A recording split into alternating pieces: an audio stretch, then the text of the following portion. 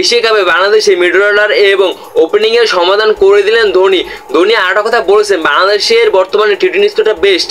তার ভাই পরাপর দুটো সিরিজ জিতছে, একটা হচ্ছে শ্রীলঙ্কার বিপক্ষে শ্রীলঙ্কার মাটিতে, অপর সিরিজ জিতছে বাংলাদেশের মাটিতে পাকিস্তানকে হারিয়ে দিছে।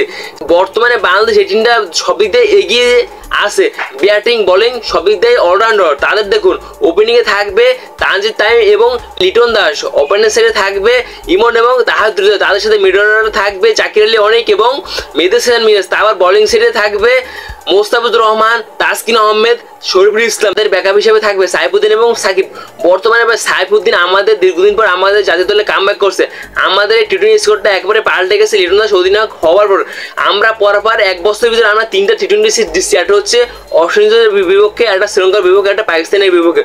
বর্তমানে আমরা ভালো একটা ফর্মে আছি এই টি-20 দল নিয়ে। বাংলাদেশ ক্রিকেট নিয়ে আরও অনেক কথা হচ্ছে ধোনি বলছে এটাই হচ্ছে বাংলাদেশের একটা সুযোগ, তারা এবার এশিয়া কাপে কাপ নেবে। তারা কোনো সময় জাতীয় কিংবা কোনোভাবে কোনো কাপ পায় না বড় সড়ো, তারা এবার এশিয়া কাপে কিছুটা করবে।